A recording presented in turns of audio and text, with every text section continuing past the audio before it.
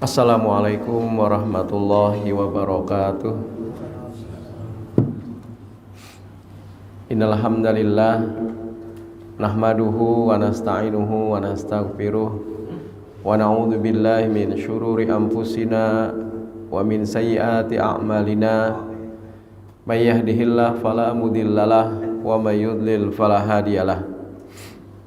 Asyhadu an la ilaha illallah wahdahu la syarikalah wa asyhadu anna Muhammadan abduhu wa rasuluh la nabiyya ba'dah. Allahumma salli wa sallim ala nabiyina Muhammad wa ala alihi wa ashabihi ajma'in, amma ba'du. Qala Allah ta'ala a'udzu billahi minasyaitonir rajim. Ya ayyuhalladzina amanu taqullaha wa qulu qawlan sadida yuslih lakum a'malakum wa yaghfir lakum dzunubakum wa may yuti'illaha wa rasulah faqad faza fawzan azima, amma ba'du. Bapak-bapak, ibu-ibu, hadirin wal hadirat, shaimin wa shaimat rahimani wa rahimakumullah. Puji dan syukur marilah bersama-sama kembali kita panjatkan kehadirat Allah Subhanahu wa taala atas limpahan segala nikmat dan karunia-Nya jualah, sehingga sampai hari ini kita dimudahkan oleh Allah Subhanahu wa taala untuk bisa melaksanakan atau mengisi Ramadan dengan sebaik-baiknya.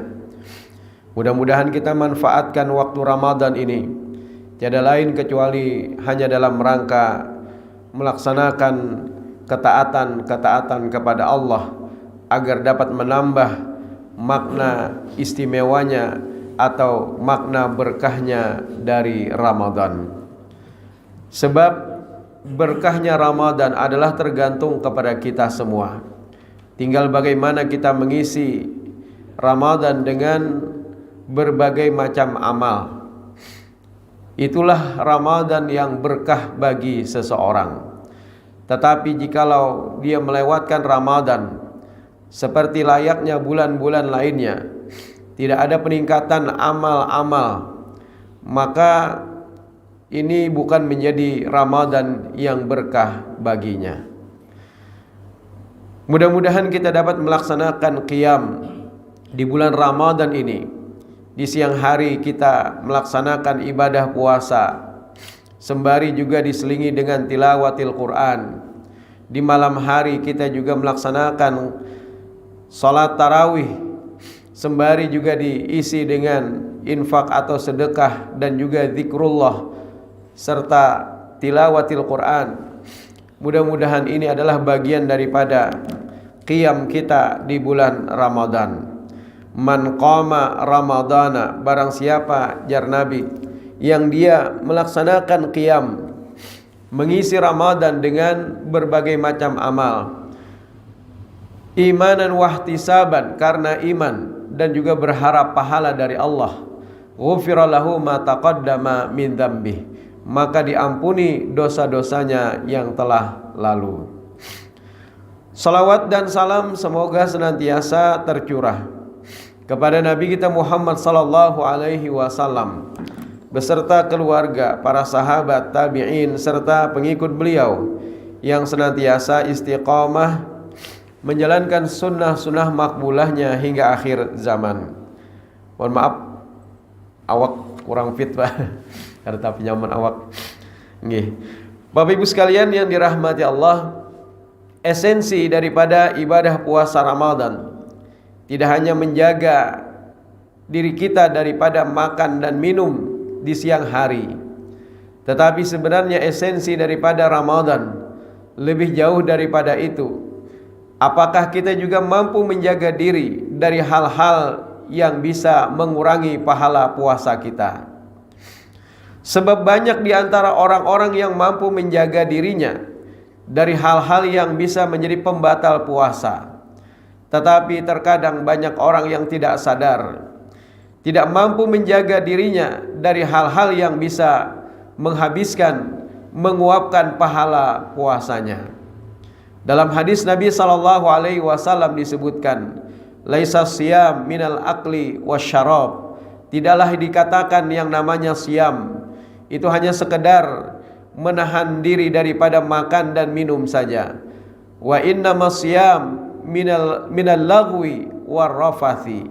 Tetapi yang dinamakan dengan siam itu adalah apabila seseorang mampu menjaga dirinya dari perbuatan-perbuatan lagha dan juga perbuatan atau perkataan yang tidak senonoh, rafas. Apa itu yang dinamakan dengan lagha? Jadi kalau Jumat saja Pak, famal lagha fala jum'atalah. Barang siapa yang dia melakukan perbuatan lagha, maka tidak ada Jumat baginya. Begitu juga ketika seseorang di bulan puasa, barang siapa yang dia melakukan perbuatan lagha, maka bisa jadi itu akan dapat mengurangi pahala puasanya. Bahkan sampai sore hari dia memang mampu menjaga dari makan dan minum, tetapi ternyata disebabkan karena perbuatan lagha itulah yang bisa mengikis habis pahala puasanya, Pak. Yang dinamakan dengan perbuatan lagha itu adalah perbuatan yang sia-sia, Pak. Yaitu satu perbuatan yang tidak mendatangkan manfaat dan juga tidak mendatangkan mudarat. Nah, kalau yang mendatangkan mudarat itu terlebih lagi, Pak, karena berdosa.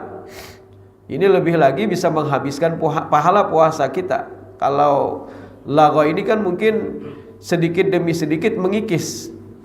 Tapi kalau perbuatan dosa, maka ini lebih lagi bisa menghabiskan langsung pahala puasa seseorang. Jadi satu perbuatan yang apabila tidak mendatangkan manfaat dan tidak mendatangkan mudarat,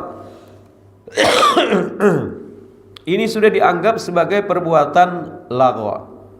Misalnya, aku Sidin kau aja puasa seharian, tapi sekalinya Sidin main catur seharian, baik, atau bedum seharian, maka begantung pulang di telinga. Nah, kucing aja bisa buka langsung digantungi. Ini manusia ada yang mau dan rela untuk melakukan perbuatan tersebut. Nah, ini adalah perbuatan yang tidak mendatangkan manfaat dan tidak mendatangkan mudarat, Pak. Nah, ini bahaya. Akhirnya apa? Akhirnya pahala puasanya terkikis satu persatu. Habis satu persatu, dan pada akhirnya ketika berpuasa sampai sore harinya, rubba shaimin hazzuhu min siyamihi illal ju' wal atas, ya Rasul. Berapa banyak orang yang berpuasa tetapi mereka tidak mendapatkan apa-apa daripada puasanya selain daripada lapar dan haus saja. Jadi yang dia dapatkan hanya lapar dan haus saja, tidak ada pahala. Padahal pahala ibadah puasa ini luar biasa, Pak. Istimewanya pahala ibadah puasa dibandingkan ibadah-ibadah lainnya. Jar Nabi apa dalam sebuah hadis qudsi, Allah berfirman, kullu amal ibni Adam lahu. Semua amal anak Adam itu adalah untuknya, illa saum, kecuali puasa. Fa innahu li wa ana ajzi bih. Sesungguhnya puasa itu adalah untukku dan aku yang akan memberikan ganjaran pahalanya. Kalau amal-amal yang lain, kata Nabi, itu akan ada yang diganjar 10 kali lipat. Bahkan ada yang diganjar dengan 700 kali lipat. Tetapi khususon istimewanya puasa, Pak, itu tidak berbatas pahalanya. Jadi kalau pahala yang istimewa yang Allah berikan, yang Allah janjikan, tidak berbatas pahalanya ini, kemudian kita biarkan menguap habis pahalanya, maka tentu ini adalah sangatlah disayangkan. Jadi ganjaran pahala yang besar tentu ini menjadi fokus bagi kita semua, agar jangan sampai puasa kita justru berkurang pahalanya disebabkan karena perbuatan-perbuatan lagha. Nah, inilah esensi yang pertama. Nah, Bapak Ibu sekalian yang dirahmati Allah, esensi yang kedua adalah kita dilatih selama 1 bulan penuh nantinya. Jadi dari semenjak awal Ramadan sampai nanti akhir Ramadan, kita dilatih untuk juga melaksanakan yang namanya Qiyamu Ramadan di malam harinya. Kita melaksanakan sholat tarawih, sudah dilatih.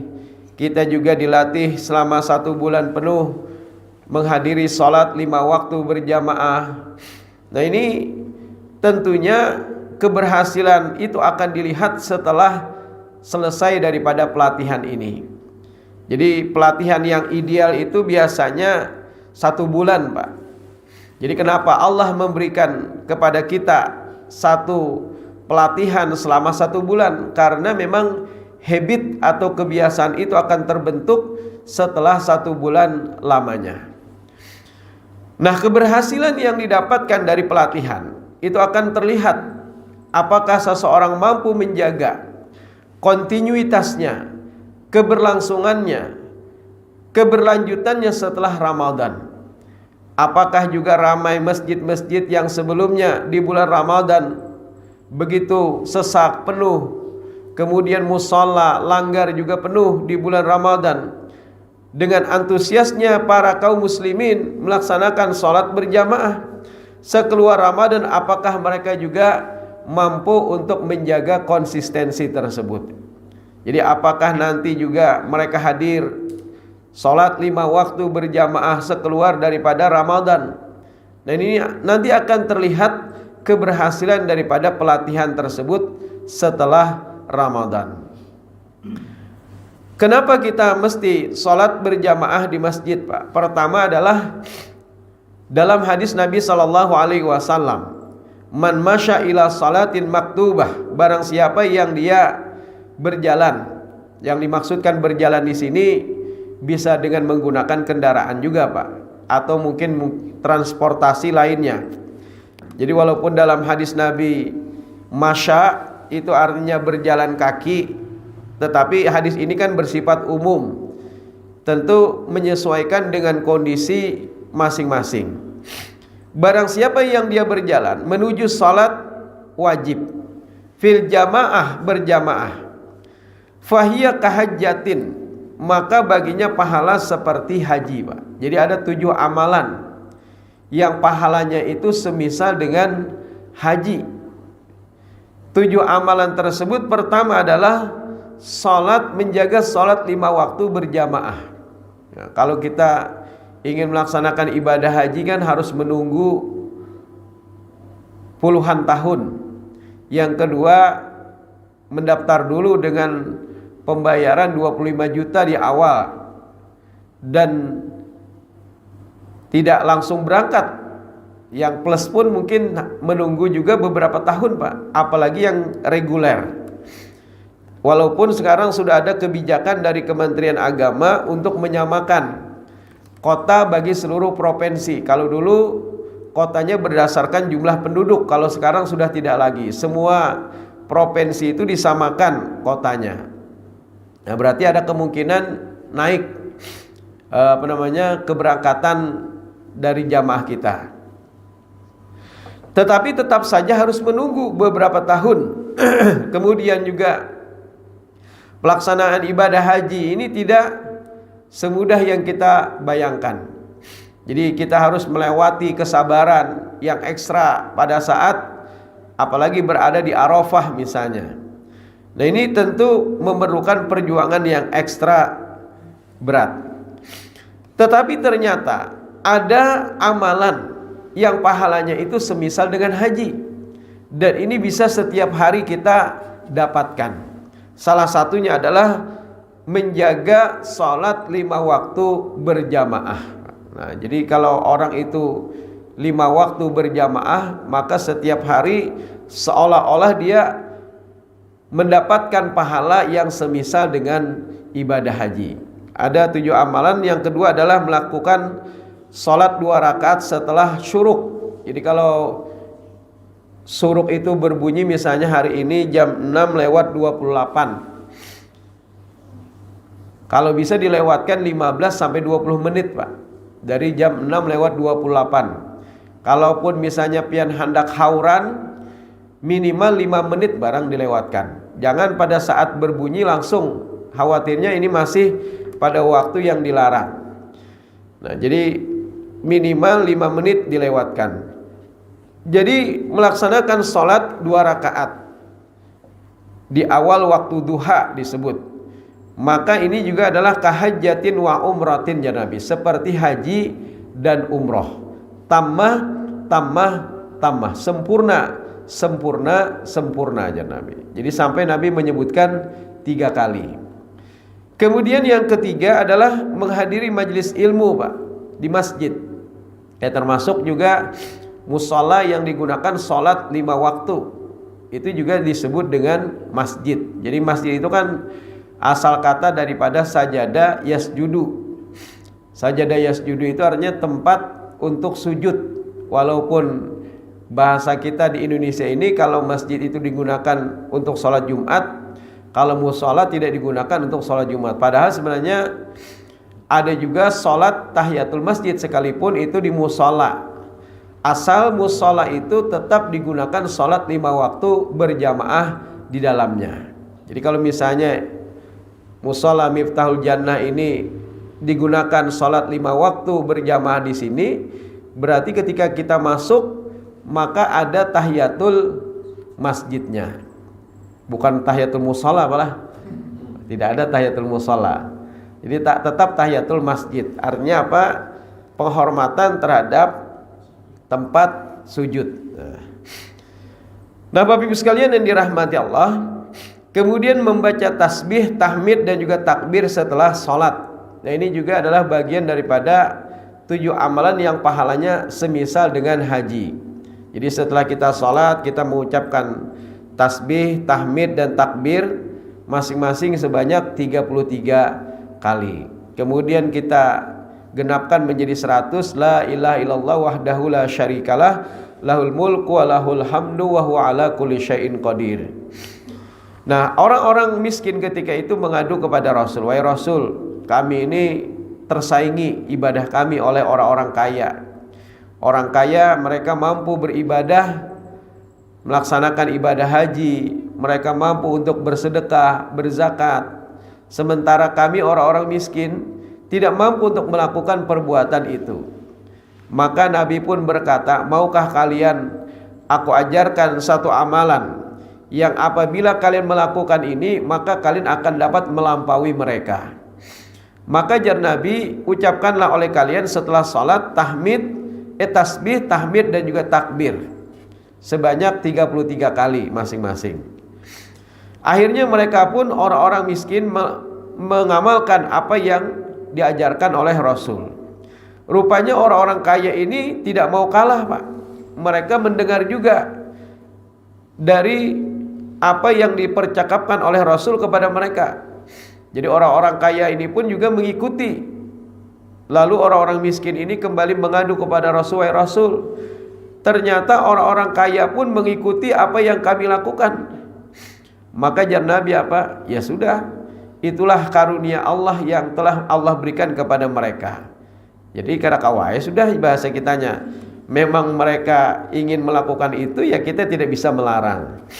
Nah, Bapak Ibu sekalian yang dirahmati Allah, jadi mengucapkan tasbih, tahmid dan juga takbir setelah ibadah sholat ini adalah juga bagian daripada 7 amalan yang pahalanya semisal dengan haji.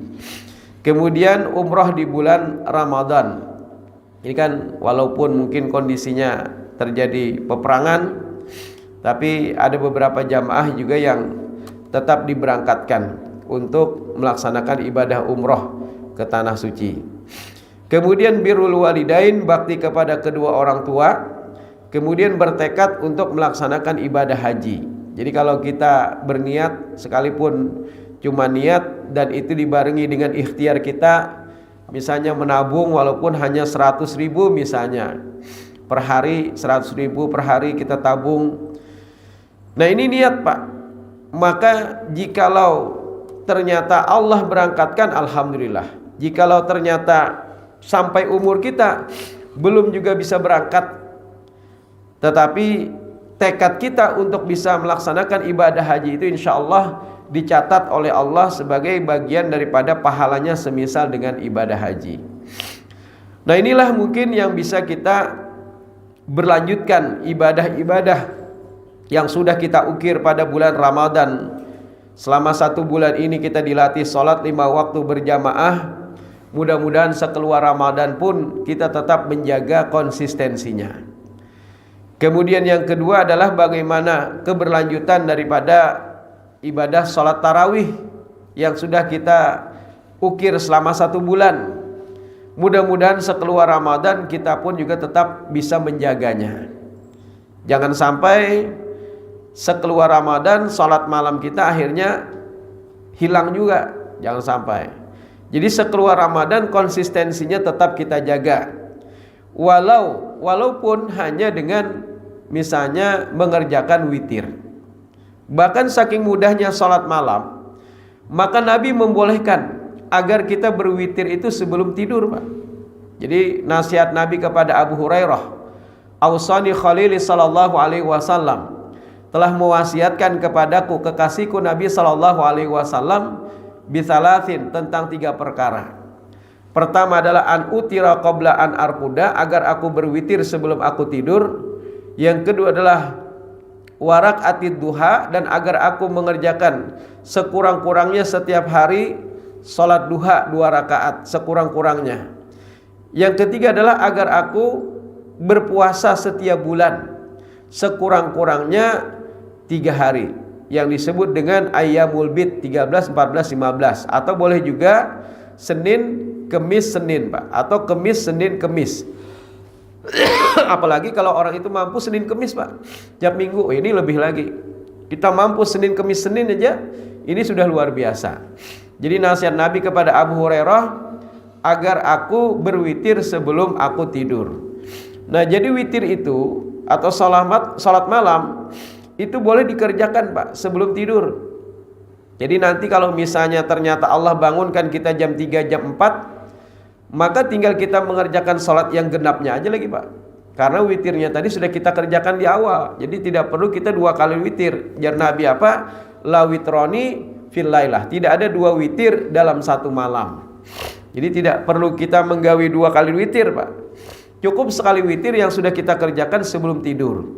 Kalau nanti kita bangun tadi tinggal kita mengerjakan sholat yang genapnya saja. Nah, saking pentingnya witir sampai-sampai Nabi berkata, al-witru haqqun ala kulli muslim, jar Nabi. Witir itu adalah kewajiban bagi setiap muslim, Pak. Jadi sampai-sampai Nabi mengatakan kewajiban bagi setiap muslim. Kewajiban yang dimaksudkan di sini memang tidak seperti sholat fardu, tidak. Tetapi maksudnya adalah Nabi mengingatkan kepada kita betapa pentingnya sholat witir untuk kita kerjakan setiap malamnya. Jadi Nabi tidak pernah meninggalkan witir, Pak. Nah, maka itu kalau bisa setiap malam itu kita mengerjakan sholat malam, sekurang-kurangnya tidak meninggalkan witir. Nah, jadi sekurang-kurangnya witir barang yang kita kerjakan, dan itu bagian daripada sholat malam. Bahkan witir itu adalah menjadi penutup sholat. Jadikan witir itu sebagai penutup sholatmu, jar Nabi. Maksud dari hadis ini bukan dalam artian imbah witir itu kada boleh lagi sholat, bukan. Jadi banyak orang yang mengira kalau sudah ditutup witir kada boleh lagi sholat. Sebenarnya maksud dari hadis Nabi ini, kalau seandainya kita tidak sempat lagi mengerjakan sholat malam karena waktunya yang begitu mepet, waktu subuh misalnya, maka sekurang-kurangnya witir kita sempatkan, walaupun hanya 1 rakaat saja. Jadi walaupun hanya 1 rakaat aja, misalnya setumat lagi adzan subuh, karena sawat lagi nah sholat yang genapnya witir barang 3 rakaat atau 1 rakaat barang. Yang penting kita menyempatkan untuk sholat malam. Jadi konsistensi sholat malam itu kita tetap jaga sampai sekeluar Ramadan nanti. Walaupun sekeluar Ramadan yang bisa kita kerjakan mungkin tidak sebanyak yang biasa kita kerjakan di bulan Ramadan. Kalau misalnya mampunya 2 rakaat sholat malamnya ditambah 1 rakaat witirnya, alhamdulillah. Atau misalnya 4 rakaat sholat malamnya, 3 rakaat witirnya, silahkan. Atau misalnya sampai 11 rakaat, wah ini lebih utama lagi kan. Nah, kurang dari itu pun juga tidak mengapa. Yang penting kita tetap menjaga, Pak. Setiap malam sholat malam ini tetap berlanjut. Nah, kalau misalnya khawatir menjelang waktu subuh, kalau misalnya hendak sholat malam jam 1, jam 2, timbul kan habis itu kan guring lagi. Nah, memang ini mengkhawatirkan subuhnya kayak apa kan. Bangun-bangun timbul lewat dari waktu subuh. Nah, mungkin bisa diambil akhir-akhir menjelang waktu subuh jam 4, sedang nih. Tidak membuat kita lelah juga, jam 4 kita bangun sehingga nanti selesai daripada sholat malam kita bisa langsung lanjut mengerjakan sholat subuh. Nah, jadi ini bisa tetap kita pertahankan sekeluar daripada Ramadan nanti. Nah, inilah bukti bahwa keberhasilan seseorang dalam riyadah, pelatihan yang Allah berikan selama 1 bulan, mudah-mudahan tetap kita rawat, tetap kita jaga dalam diri kita masing-masing. Demikian mungkin yang bisa ulun sampaikan pada kesempatan di subuh kali ini, mudah-mudahan bermanfaat. Subhanakallahumma wa bihamdika asyhadu an la ilaha illa anta astaghfiruka wa atubu ilaik. Wassalamualaikum warahmatullahi wabarakatuh.